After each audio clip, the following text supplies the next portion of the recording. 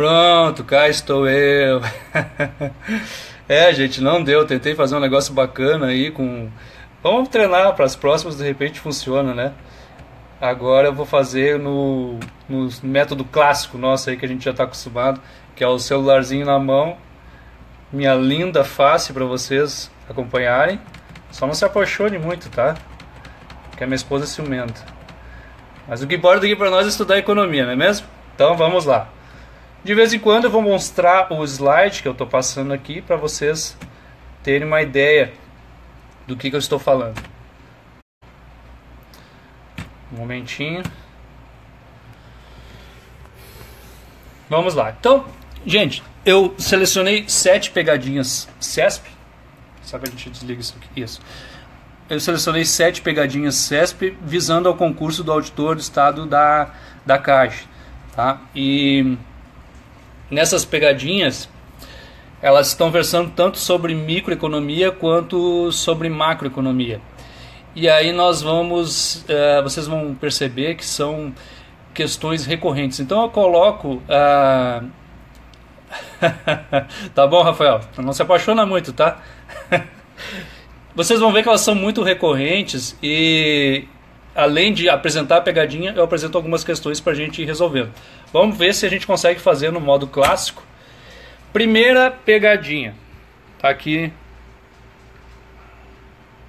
no computador.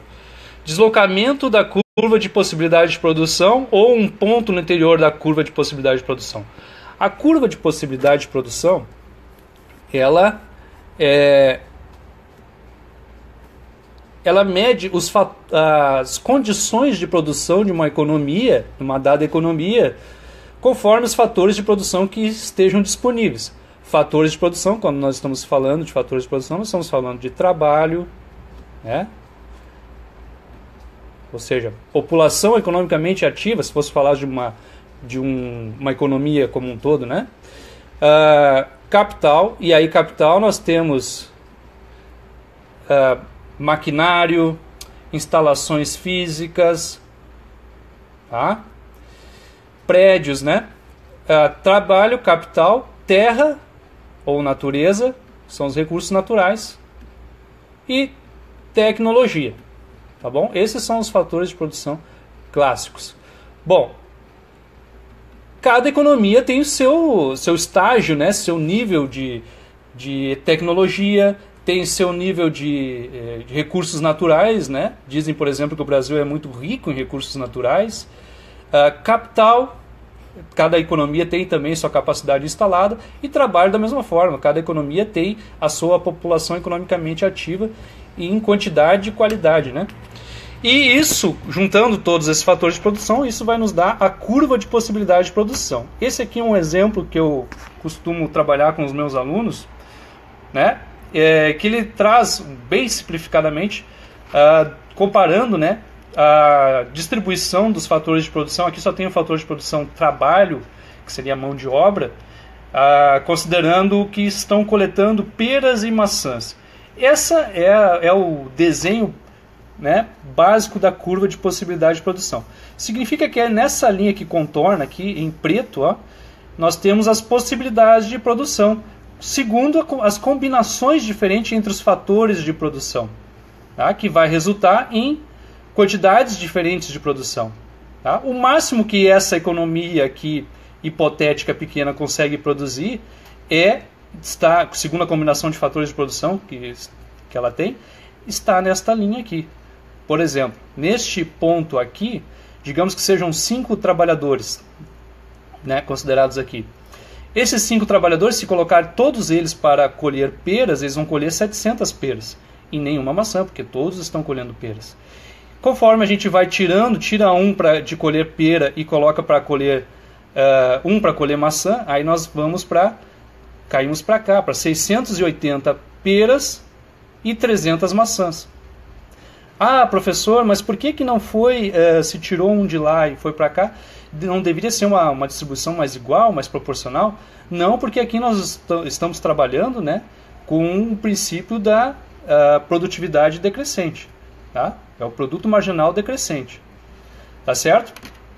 Bom, seguindo aqui, se nós temos uma curva de possibilidade de produção que nos dá aquilo que é possível produzir segundo a capacidade daquela economia, segundo os fatores de produção que ela apresenta naquele momento de medição, nós temos que admitir que para deslocar a curva de possibilidade de produção para cima ou para baixo, né, aumentar a curva de possibilidade de produção ou diminuir a curva de possibilidade de produção, nós temos que necessariamente interferir nos fatores de produção. Diminuir ou aumentar fatores de produção. O exemplo mais clássico que aparece na literatura sobre o assunto é quando quando uma economia aumenta a sua tecnologia, né? Ela aprimora seus processos de produção. Então, tendo mais tecnologia, ela expande a sua curva de possibilidade de produção nesse sentido aqui, ó, do verde para o vermelho, digamos. Então aumentou, ela consegue produzir mais segundo combinações diferentes dos fatores de produção. Tá? O inverso ocorre, né, quando nós temos uma curva de possibilidade de produção que é reduzida em seus fatores de produção. Bom, isso é muito mais raro de acontecer, né? Com certeza é muito mais raro de acontecer, porque o mais comum é a economia ir avançando, a tecnologia ir avançando, a acumulação de capital ir avançando, e a própria população ir crescendo, né? E a curva de possibilidade de produção ir sempre se deslocando para cima e para a direita. Mas, digamos que ocorra uma catástrofe natural, né? E aí destrói boa parte do maquinário, ou então uma guerra que dizima boa parte da população economicamente ativa, aí neste caso a curva de possibilidade de produção ela se reduz para cá. Bom, isso é diferente de uma situação em que nós não temos redução de fatores de produção, nós temos apenas ociosidade dos fatores de produção. E é aí que CESP pega, né? Ela tenta confundir a cabeça do candidato no sentido de nós temos nós estamos dentro de um ponto dentro da curva de possibilidade de produção, ou nós estamos deslocando a curva de possibilidade de produção. Regra básica, para deslocar a curva de possibilidade de produção, tem que mexer nos fatores de produção, seja aumentando, seja diminuindo. Numa situação, por exemplo, em que a economia está em crise, em recessão, que há muito desemprego, como é o caso do Brasil atualmente, a curva de possibilidade de produção ela não é deslocada. Por que ela não é deslocada? Pense no Brasil.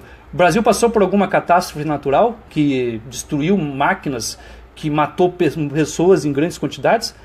Não passou, né? O que aconteceu com o Brasil? O Brasil entrou numa crise, uma recessão, e essa recessão levou à ociosidade de fatores de produção. Pessoas desempregadas, isso nada mais é do que pessoas ociosas. Elas querem trabalhar, o fator de produção está disponível, porém não conseguem emprego. Neste caso, o que nós vamos ter é um ponto dentro, a economia vai estar em um ponto dentro da curva de possibilidade de produção. Não haverá deslocamento da curva de possibilidade de produção. Nós vamos estar num ponto aqui dentro, um ponto qualquer, né?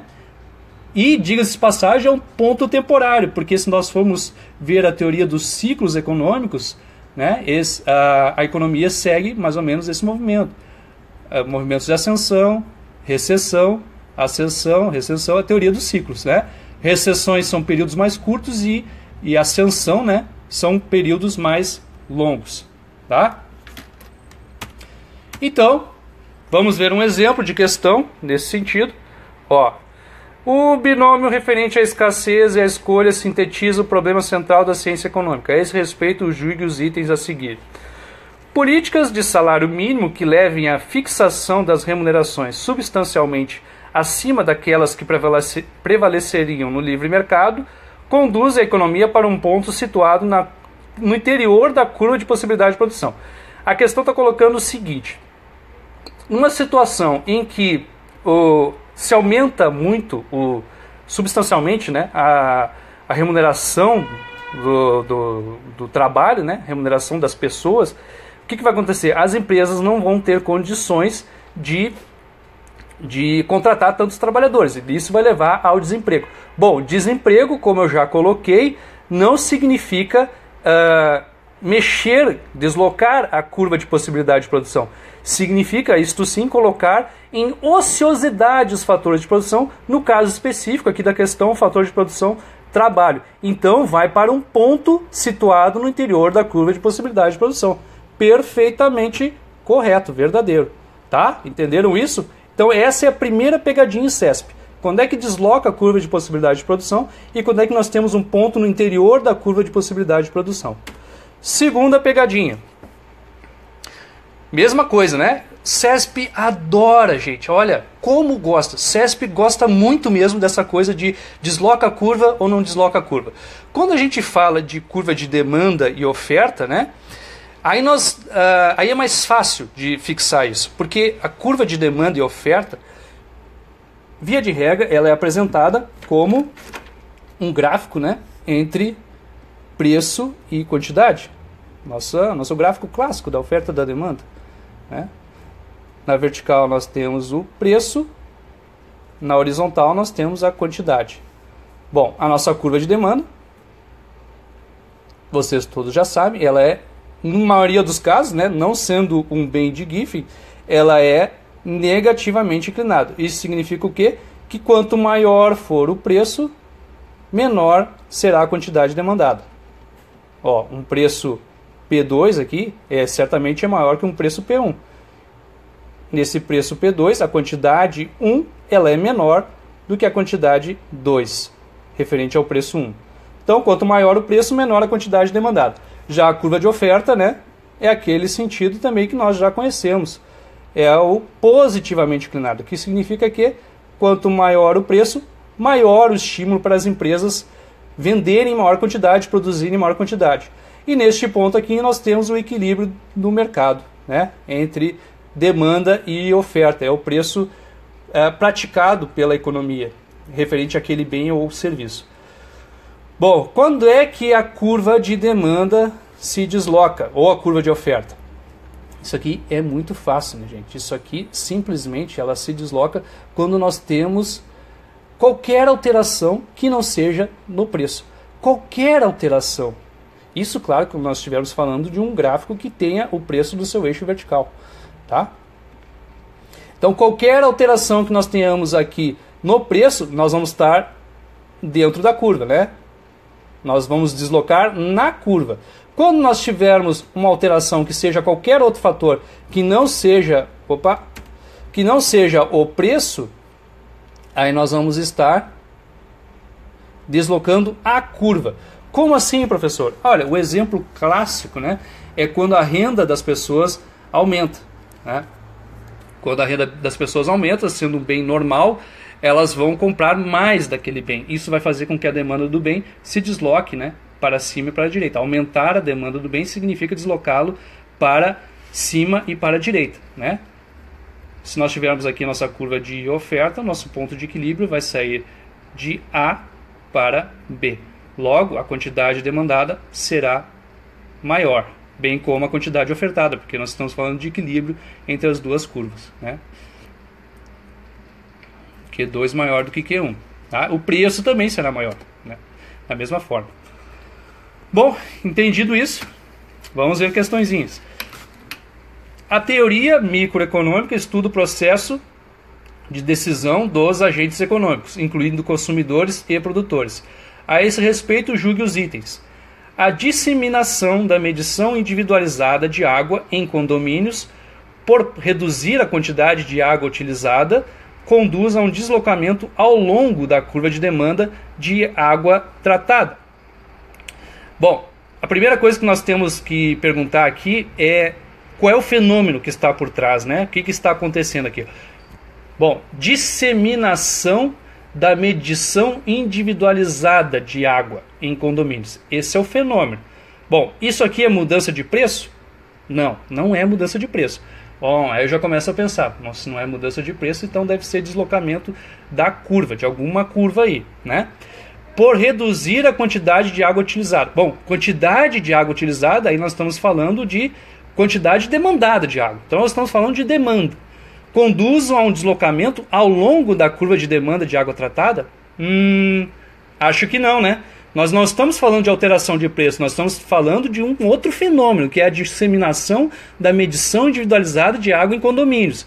O que isso faz? Isso desloca a curva de demanda de água tratada. De que forma que desloca? A própria questão diz, né? Reduz a quantidade. Então nós temos que deslocar para a esquerda. Rapidamente aqui. Nós vamos ter aqui nossa curva de demanda. Vamos deslocá-la para a esquerda, reduzindo a quantidade de água demandada. De Q2 para Q1. Tá? Então, falso aqui o 2. O outro item diz: para as empresas competitivas que usam o óleo diesel como insumo, a redução de 15% do preço desse combustível desloca as curvas de custo marginal dessas empresas para baixo e para a direita e conduz à expansão da produção dessas empresas. Bom, qual é o fenômeno que está em questão aqui? Redução de 15% do preço do óleo diesel, né? Bom, mas o óleo diesel ele é insumo para as empresas, para essas empresas aqui, né? Ele não é o produto em si dessas empresas, ele é apenas um insumo. Tá mexendo no preço, mas não é o preço do produto em si. Aqui não fala qual é a empresa, só diz que são empresas que usam o óleo diesel como insumo. Poderia ser uma empresa imagino que de gás, por exemplo, uma empresa de gás, né? Ou uma indústria que use o óleo diesel. Vamos imaginar uma indústria qualquer que use o óleo diesel como insumo. Essa indústria ela fabrica pneus, né? Vamos imaginar, eu nem sei se não sou entendido no assunto. Vamos imaginar que uma empresa que fabrica pneus use o óleo diesel como insumo em seus processos. Ou então a gente pode imaginar uma transportadora, né? Uma transportadora de caminhão, ela faz transporte, o produto dela é transporte, serviço, transporte. Então ela usa o óleo diesel como um insumo, é um custo para ela o óleo diesel. Tá? Ficou bem escuro aqui agora, tive que acender a luz. Então,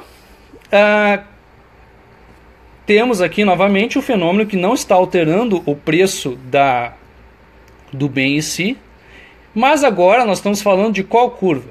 O que a questão diz? Desloca as curvas de custo marginal. Opa, curva de custo marginal. Gente, eu não vou entrar aqui no detalhe, mas a curva de custo marginal é a própria curva de oferta das empresas, tá? Então nós estamos falando da curva aquela que é positivamente inclinada, tá? Então desloca para baixo e para a direita. Bom, isso quer dizer que aumenta a quantidade ofertada. Então vamos raciocinar. Se nós estamos reduzindo o preço de um insumo, nós estamos reduzindo o custo dessa empresa. Ao reduzir o custo da empresa, isso estimula que a empresa produza mais. Claro que sim, porque reduzir o custo significa aumentar a margem de lucro. E aumentando a margem de lucro, nós temos um maior estímulo à expansão da oferta. Então, efetivamente, nós vamos ter um deslocamento, já que nós não estamos falando do preço do produto em si, nós vamos ter um deslocamento para a direita da curva de oferta, tá? Dessas empresas, que é a curva de custo marginal. Então nós temos falso e verdadeiro, certinho? Seguindo o baile. Agora nós vamos complicar um pouquinho, nós vamos colocar bens substitutos na jogada. E aí eu tenho um exemplo clássico, né? Coca-Cola e Pepsi, que me desculpem os aficionados por Coca-Cola, mas a Pepsi aqui é que tá mandando no jogo, tá? Belezinha? Então vamos lá. Ó, a curvinha em azul ali representa a situação da demanda por Coca-Cola quando nós não temos um aumento, aliás, a curva na demanda por Pepsi quando nós não temos aumento na Coca-Cola. Bom, se aumenta a Coca-Cola, mais pessoas vão consumir Pepsi. É ou não é verdade? Já disse, me desculpem os aficionados por Coca-Cola, mas nessa situação nós vamos considerar que as pessoas sim, elas substituem Coca-Cola por Pepsi. Então elas vão deixar de consumir Coca-Cola, porque ficou muito caro, e vão começar a consumir Pepsi. Bom, ao fazer isso, o que acontece com a curva de demanda por Pepsi? Quando o preço da Coca-Cola aumenta, ela se desloca para a direita, bem como está demonstrado ali no gráfico. Então ela passa do azul para o vermelho. Tá? Bom, o que isso tem a ver com deslocamento da curva de oferta ou deslocamento na curva de oferta? Bom, se nós estamos falando novamente de um gráfico que tem preço na vertical e quantidade na horizontal, este aqui é ou não é um fenômeno externo, aumento de preço do bem especificamente que está sendo tratado no gráfico? É, né? Porque se eu estou mexendo no preço da Coca-Cola, eu não estou mexendo no preço da Pepsi, eu estou mexendo no preço da Coca-Cola. Então, a Pepsi vai ter um deslocamento da curva e não na curva. Tá? É o que está querendo aqui a CESP fazer nessa pegadinha aqui dessa questão. Ó. Eu não vou ler o enunciado porque não interessa tanto para a gente, vamos direto para a questão. A explosão do preço do petróleo no mercado internacional, ao viabilizar a produção de energias alternativas, incluindo-se aí o álcool produzido a partir de biomassas, pode acarretar no Brasil um deslocamento ao longo da curva de oferta desse produto. Vamos prestar bem atenção nessa questão aqui, porque ela é muito interessante.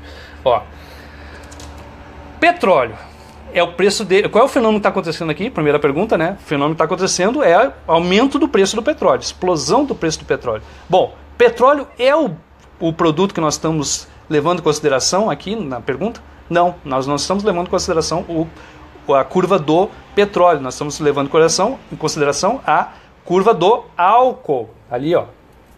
Energias alternativas, incluindo-se aí o álcool, né? Porque depois ele pergunta, deslocamento ao longo da curva de oferta desse produto. Que produto? O álcool, não o petróleo, tá? Então já começa a pensar, bom, tem deslocamento da curva. Porém, essa questão aqui é pegadinha na pegadinha. Vamos analisar mais de forma detida isso aqui. Ora, eu tenho então, vou desenhar aqui minha curva, já que está pedindo curva de oferta, né, gente? Vamos desenhar a curva de oferta do álcool, positivamente inclinada. Tá? Isso aqui é do álcool, não é do petróleo. Bom, o que acontece quando vocês sabem, né, que o petróleo ele é base, ele é insumo para a fabricação de gasolina, não do álcool. O álcool não vai petróleo na sua composição. O álcool é feito, aqui no Brasil pelo menos, ele é feito de cana-de-açúcar. Bom, ao aumentar o preço do petróleo, nós estamos aumentando, na verdade, o preço da gasolina. E a gasolina é um substituto do álcool, né? Então, o que acontece quando aumenta o preço da gasolina? A mesma coisa que aconteceu ali quando a gente viu que aumentou o preço da Coca-Cola, que aumentou a demanda por Pepsi, né? Então, vamos fazer aqui a nossa demanda por álcool, fazer ela em vermelho. Né? Então eu tenho aqui demanda 1, eu tenho aqui oferta do álcool. Bom, o que vai acontecer se aumentar o preço do petróleo, vai aumentar o preço da gasolina. Então nós vamos ter um deslocamento da curva de demanda por álcool para a direita. Sim, as pessoas vão olhar assim, a gasolina está mais cara, opa, vou começar a usar mais álcool. Então vou deslocar para cá, eu vou para D2, né? Demanda 2 ali. Certo? Tá pequenininho, né? Bom, vejam bem, olha a pergunta. O aluno que lê rapidamente, esse é um segredo para a gente fazer uma boa prova CESP, é ler muito atentamente. O aluno que lê rapidamente, ele já vê assim, deslocamento ao longo da curva de oferta desse produto, ele já pensa, em vez de pensar em curva de oferta, ele está pensando em curva de demanda. E aí ele se lascou, já errou tudo. Mas pensando unicamente na curva de oferta, olha o que aconteceu. Houve um deslocamento do ponto A para o ponto B, ou seja, um deslocamento na curva de oferta. Olha só, mas se não é uma pegadinha da pegadinha, claro que é. Na curva de oferta houve um deslocamento ao longo da curva e não da curva de oferta. A curva de oferta é uma só, ela não se alterou. O que alterou foi a demanda, como é de regra o que acontece quando nós temos bens substitutos.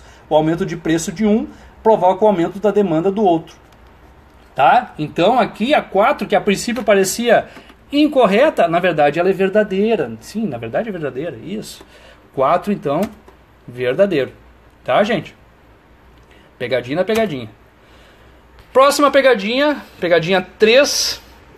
A questão das diferentes elasticidades na curva, né, seja de oferta, seja de demanda, e também a interferência da elasticidade na receita ou gasto, né, total. Tá? Vamos lá ver o que é isso. Rapidamente, uma revisão aqui sobre elasticidade e preço da demanda. Eu costumo dizer que é o seguinte, né? É aquilo que os alunos mais querem quando fazem a prova. Eu quero passar. Elasticidade e preço da demanda é eu quero passar. Ou seja, variação na quantidade sobre variação no preço. Tá? Em boa parte das questões ela é apresentada na forma percentual, mas não é uma regra que seja assim. Tem uma formulinha alternativa que é preço sobre quantidade, que multiplica a variação na quantidade sobre variação no preço.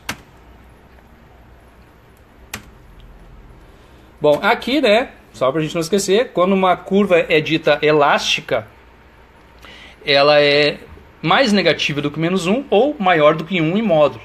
Tá? Aquela formulinha que nós vimos, né, o resultado é mais negativo do que menos 1 ou maior do que 1 em módulo.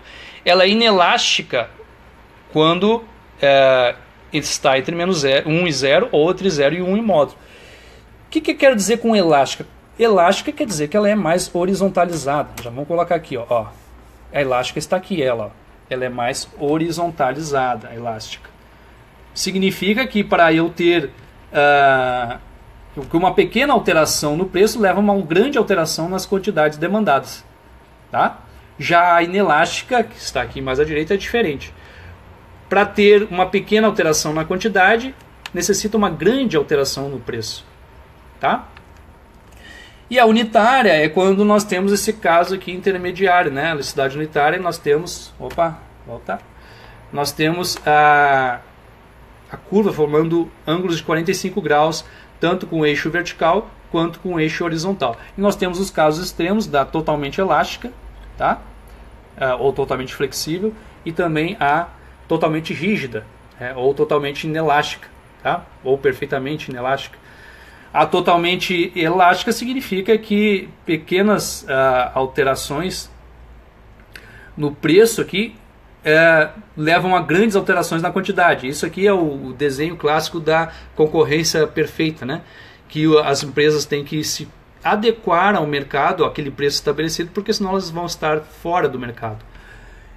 Por outro lado, temos o extremo oposto da totalmente rígida, em que não importa a alteração que tenha no preço, a quantidade nunca vai se alterar. Tá? Vai ser sempre a mesma. E aqui eu tenho um macetezinho para a gente ver a questão da relação da elasticidade de preço com a alteração na receita total. Receita total você sabe que é essa fórmula simples aqui, quantidade vezes o preço. Quando nós temos uma curva elástica, isso significa que o numerador ele é maior do que o denominador. Ali na fórmula, né, variação na quantidade ela é maior do que a variação no preço. Isso vai nos dar, né, efetivamente um número maior do que 1 em módulo.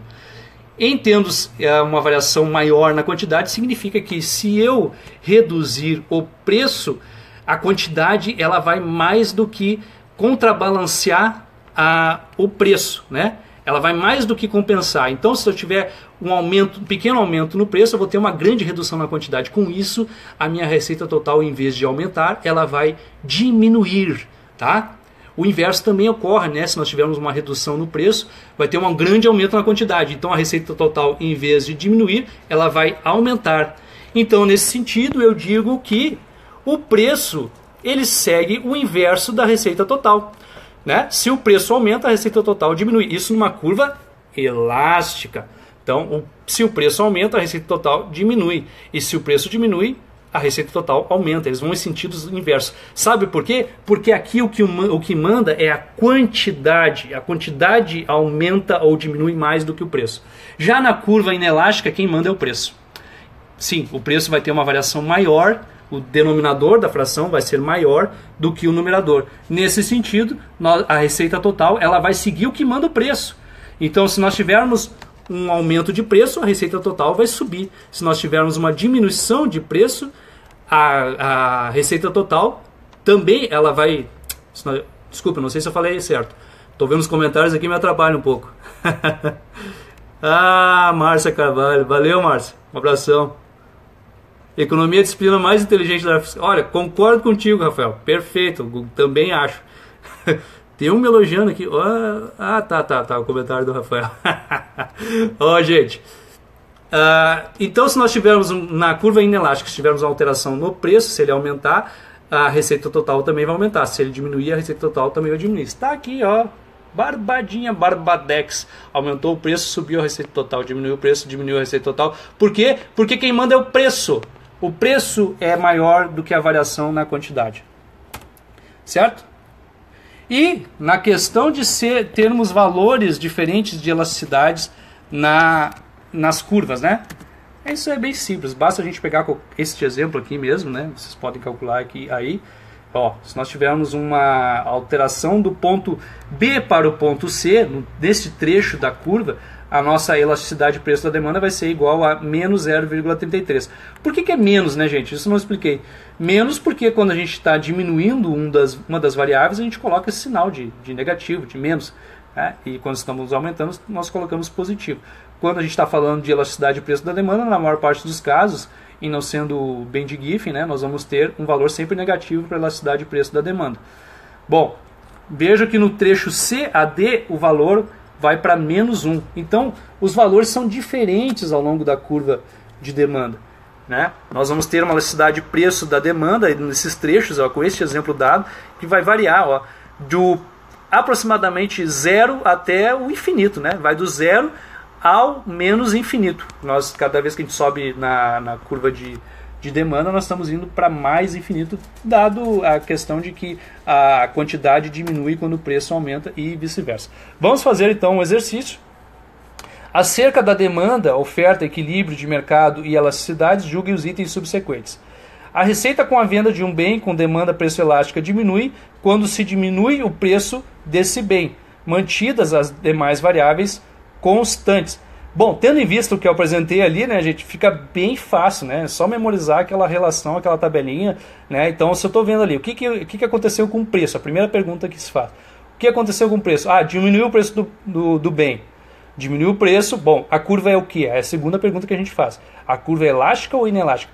A curva é elástica. Quando nós diminuímos o preço do bem numa curva elástica, quem é que manda? Quem manda é a quantidade. Diminuímos o preço do bem, a quantidade vai variar mais do que o bem. Então, a receita ela vai seguir um caminho inverso do preço. Então, a receita com a venda de um bem com demanda preço elástica diminui quando diminui o preço desse bem? Não, é o caminho inverso. A receita vai aumentar quando diminuir o preço do bem. Justamente como a gente acabou de ver ali. Ó, é o primeiro caso ali. Curva elástica segue em caminhos diferentes, direções opostas. Simples assim, tá? Segundo, a 6, uma curva de demanda linear tem elasticidade de demanda constante ao longo de toda a curva? Não, acabamos de ver que não. Ela varia ao longo da curva, né? Temos valores diferentes ao longo da curva. Tá? Então, falso também. E 7, se a elasticidade de demanda linear é 0, o preço do bem é 0. Claro que é, porque aqui ó, no ponto A, ela é 0, tal como a gente colocou aqui na tabelinha. Vai do 0 ao menos infinito. E o preço ali no ponto A qual é? É 0, né? Quantidade demandada, 4, preço 0. Estamos exatamente em cima do eixo horizontal, o eixo da quantidade, o eixo das abscissas. Tá? O eixo de x, quem gosta de falar x, y. Né? Então nós temos falso, falso, verdadeiro. Certo? Mais uma aqui sobre elasticidade. Na alta estação, hotéis de praias badaladas, como o Porto de Galinhas, aumentam consideravelmente seus preços. Assim, se nesse período o aumento de 30% dos preços das diárias reduzir em 5% os gastos hoteleiros, pode-se afirmar que nesse mercado a curva de demanda é elástica em relação ao preço. Bom, nós estamos tendo aqui a primeira pergunta, né? O que está acontecendo com o preço? Ah, o preço está aumentando. Aumento de 30% no preço das diárias. Se o preço está aumentando, e nós temos aqui está dito que é a curva elástica, bom, para nós temos uma curva elástica, a receita total tem que seguir o caminho inverso do preço. Então, 30% de aumento no preço vai fazer com que a receita total diminua, né? Se estiver verdadeiro o item, né? E isso vai fazer com que, nós não temos aqui receita total, mas nós temos gastos, olha, veja só. Sim, porque a receita da empresa é o gasto do consumidor, tá? É o gasto do demandante. Então vai reduzir o gasto em 5%. Sim, se reduziu, se seguiu o caminho inverso do aumento de preço, nós temos curva de demanda elástica. Perfeitamente correto. Entenderam isso? É só decorar aquela relaçãozinha lá, barbada. Quarta pegadinha, a relação médio e marginal. Isso também é uma pegadinha bem bem favorita do CESP. Aqui eu tenho uma tabela, né, que mostra o número de funcionários, né, o fator de produção, trabalho, né, na primeira coluna, quantidade produzida, né, na segunda coluna, e o produto marginal, né. Produto marginal, como a gente pode ver, ele aqui expresso no gráfico, ele aumenta no início e depois vai decaindo, né. No começo a gente tem especialização de mão de obra, de uso dos fatores de produção, eles rendem mais. Depois de certo ponto começa a cair. E nós temos o produto médio, que é simplesmente a divisão da quantidade produzida pelo fator de produção, que é funcionários. Ó. Então vejam o seguinte, aqui para ver a relação entre médio e marginal, basta pensar no seguinte: o marginal puxa o médio. Sim, é isso que tem que ser memorizado. O marginal puxa o médio. Então isso quer dizer o quê? Que quanto o marginal for superior ao médio, o médio vai ser crescente. Quando o marginal passar a ser inferior ao médio, ele vai passar a ser decrescente. Olha o que acontece ali no ponto em que o médio chega ali um pouco acima de 70, né? Aqui, ó, neste ponto aqui. O que acontece? Ele se iguala ao marginal e o marginal passa a ser menor do que o médio. Olha o que aconteceu com o médio logo em seguida. Ficou decrescente. Ele caiu, ele murchou, porque quem manda é o marginal. O marginal puxa o médio. Enquanto o marginal estava acima dele, ele estava crescendo. Tá? Essa é a relação básica. Bom, esse aqui é o ponto de vista do produto. Do ponto de vista dos custos, né, nós vamos ter curvas equivalentes, né, de marginal e médio. Tá? Digamos que nós vamos ter mais ou menos isso aqui.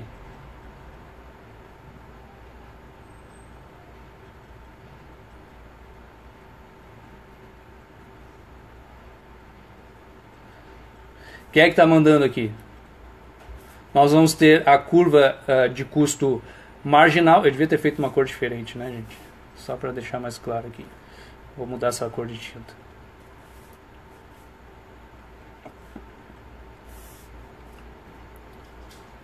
O que é? Parece o Grêmio depois do jogo com o Real. O marginal tá puxando.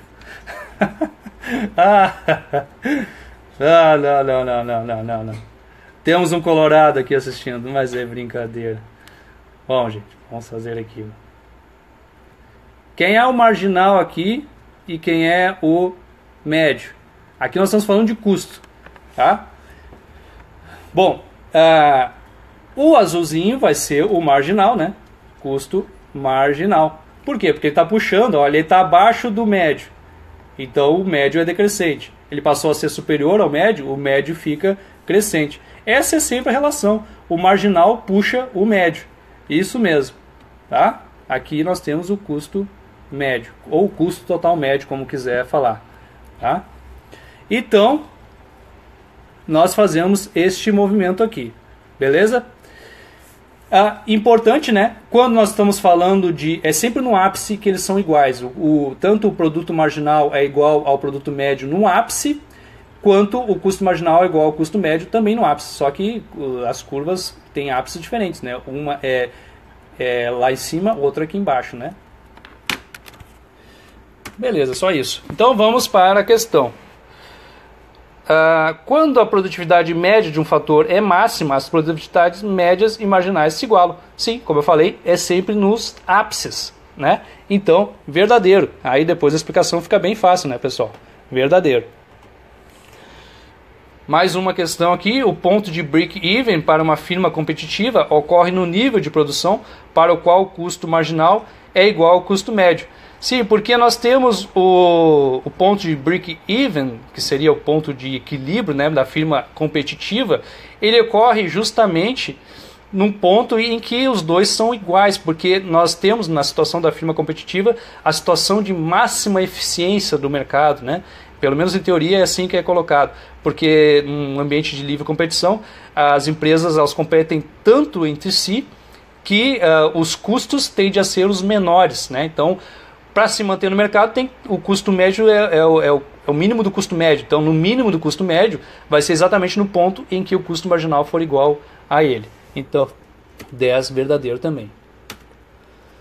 Pegadinha 5. Transferências como componente... Aqui nós já estamos entrando em macroeconomia.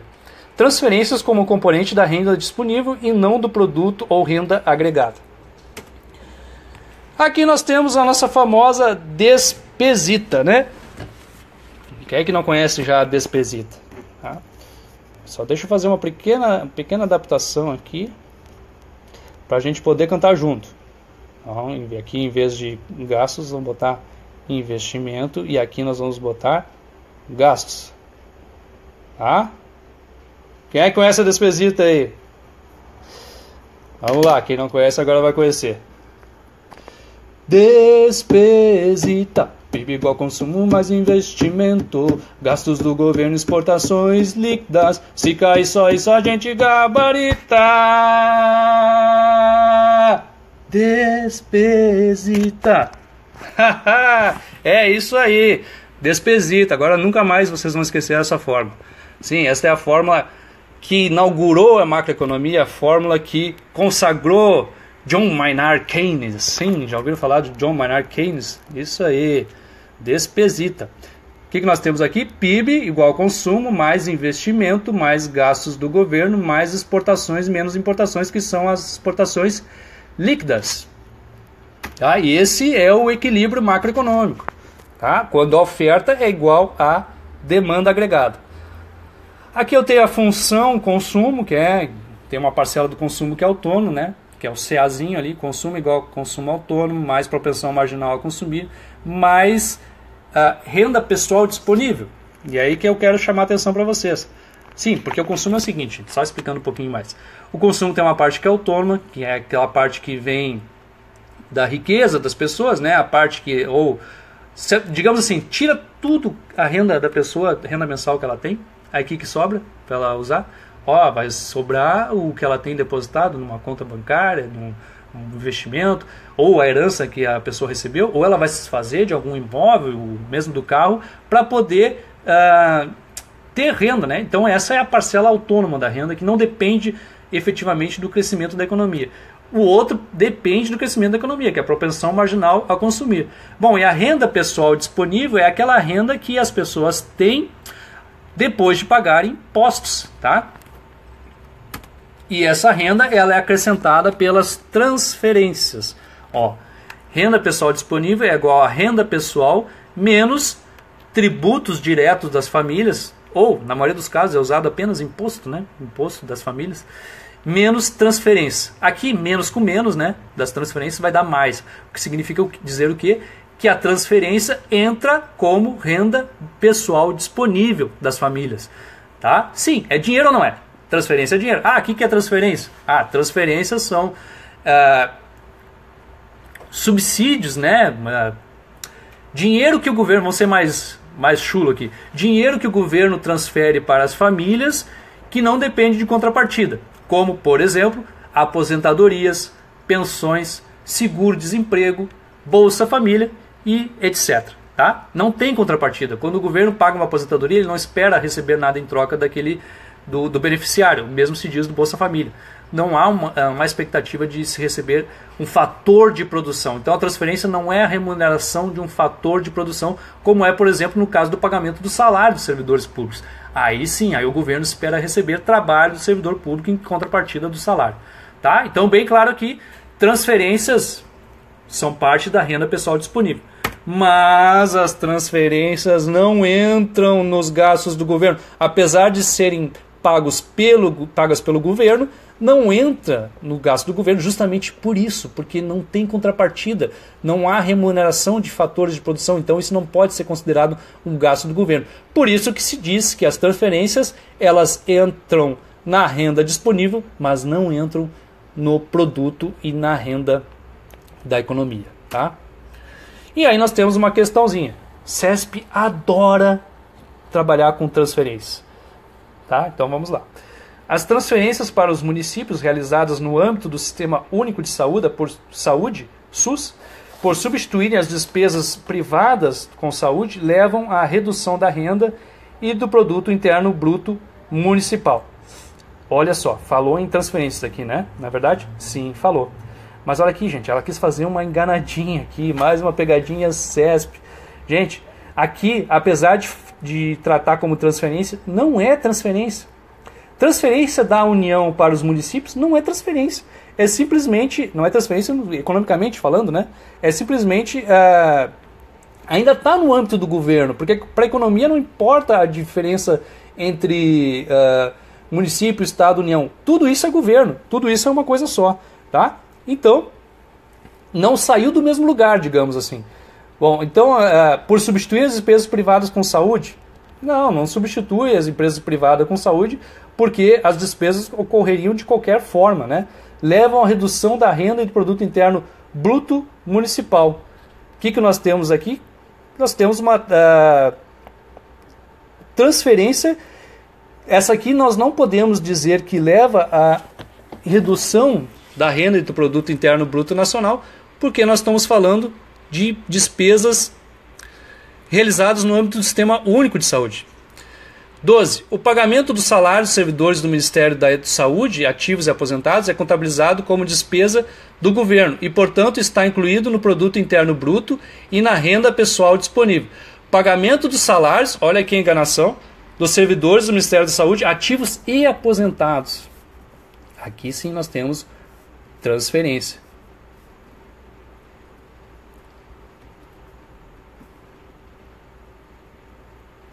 E aposentados.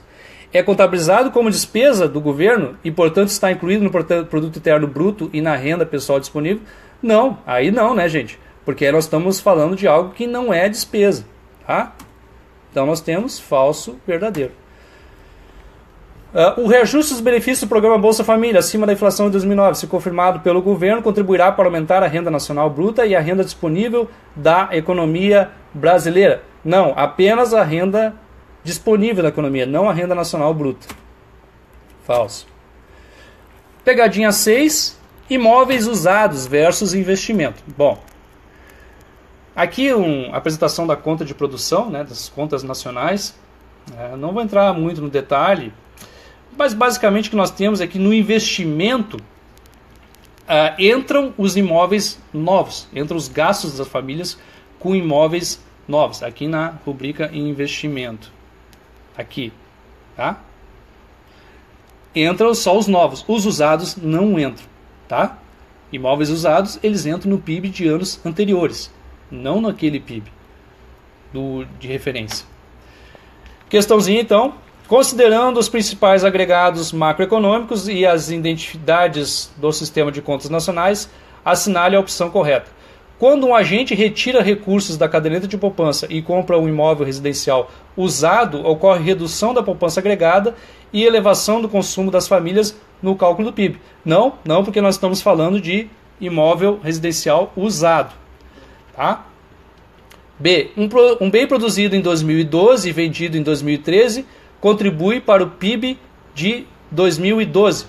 Não, gente, o que importa é a venda. Mesmo que tenha sido produzido no ano anterior, o que vai importar vai ser quando ele for vendido, né? Porque o PIB ele é medido pelo preço de venda. Tá? Então vai entrar no PIB de 2013, ainda que ele seja um imóvel do ano de 2012. Mas ele ainda é novo em 2013 porque ele nunca foi usado, nunca foi vendido nenhuma vez, digamos assim. Próximo. Nas contas nacionais, os desembolsos das famílias relativos à aquisição de casa própria nova são computados na formação bruta de capital fixo. Sim, lá na nossa conta de produção, ó, formação bruta de capital fixo do lado dos créditos. Nós temos duas continhas que formam o investimento aqui, ó. Variação de estoques e formação bruta de capital fixo. Tá? Então, alternativa C. O D fala, o produto interno bruto a preço de mercado deriva da soma remuneração de todos os fatores de produção. Não, se nós estamos falando de soma dos fatores de produção, nós estamos falando de PIB a custo de fatores, não a preço de mercado, né? Porque o PIB a preço de mercado ele é igual ao PIB a custo de fatores, mais os impostos indiretos deduzidos dos subsídios. E por fim, a venda de um imóvel comercial usado é computada para fins de apuração do PIB pelo valor da venda do imóvel e não pelo valor contábil. Não, ele não é computado porque é um imóvel usado. Tá? Mais uma, as vendas de imóveis novos e usados realizadas graças à expansão do setor imobiliário em 2007 integram os gastos de investimento desse ano e, portanto, elevam o produto interno bruto e a renda disponível de 2007. Não, porque nós estamos falando de novo usados, né? Usados não integram o produto, tá? Vamos finalizando aqui, gente. Relação taxa de juros e taxa de câmbio, a pegadinha 7. A relação da taxa de juros com a taxa de câmbio, duas coisinhas primeiro que eu quero dizer, né? Aqui nós temos um gráfico que tem demanda por moeda e oferta por moeda. A demanda por moeda está ali, é o L1, L2 e o L3. E a oferta de moeda, ela é, como você já deve saber, ela é estacionária porque ela depende quase que exclusivamente do Banco Central, né? Aumentar ou diminuir a oferta de moeda depende da política monetária, depende do Banco Central, da atuação do Copom e do Banco Central, tá? O que acontece quando, e é o natural, né, que a demanda por moeda vai aumentando conforme a renda, o PIB vai crescendo. A demanda por moeda também vai crescendo, vai acompanhando esse crescimento. O que acontece com a taxa de juros? Ora, ela cresce também, porque se a oferta fica estacionária, ali na linha em laranja, vai crescendo a taxa de juros, né? Se nós pegarmos aqui o gráfico o eixo vertical,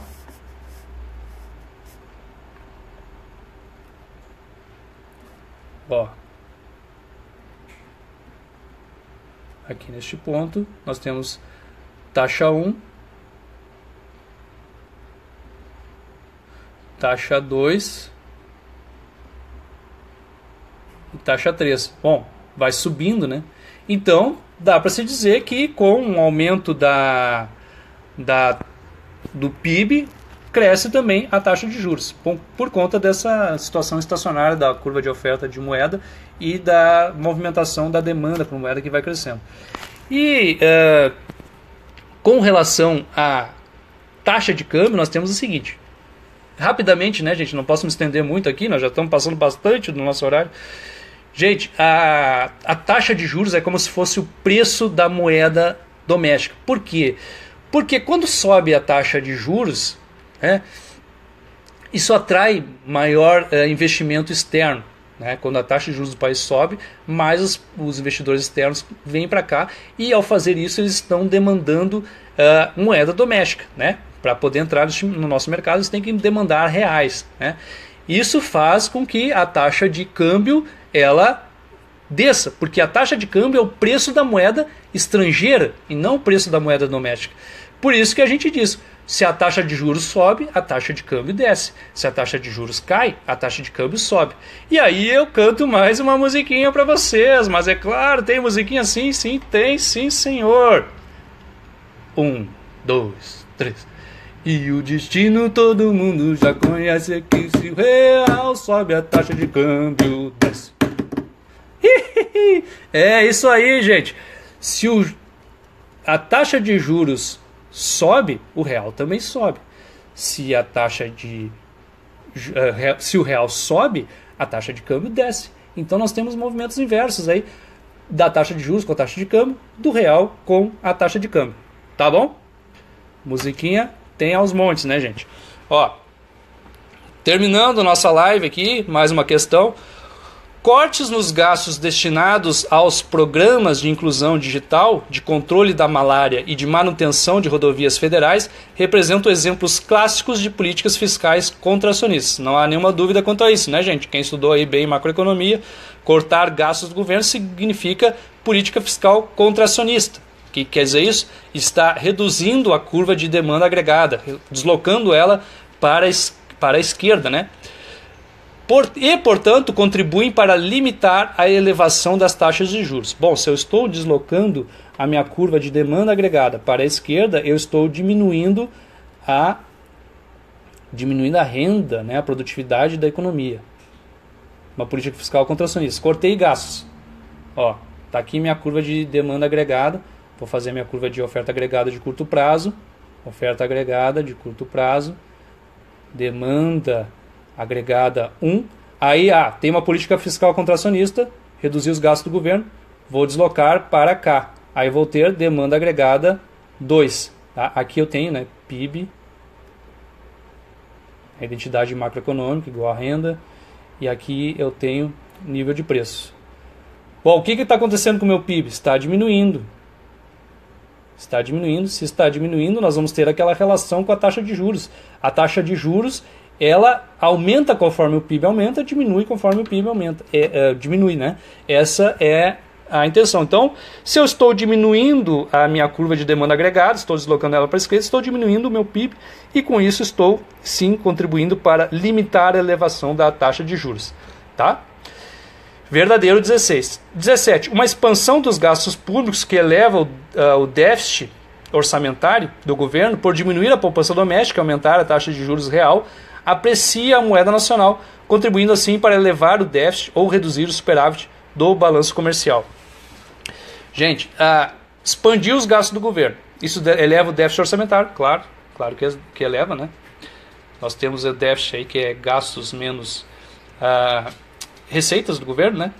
E diminui a poupança doméstica, claro que diminui, porque nós temos a poupança doméstica. Quando nós temos déficit, nós temos uma despoupança nas contas correntes do governo, né? Nós podemos fazer assim, ó.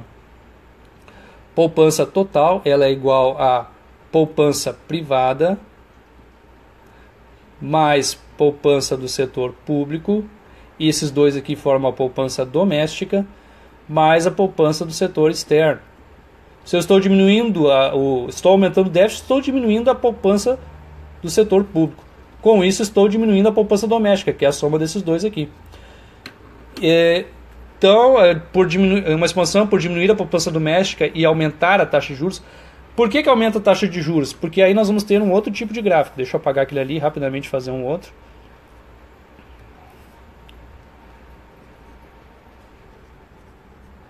Rapidamente.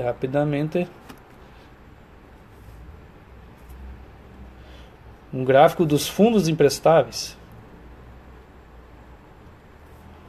Aqui eu vou ter taxa de juros.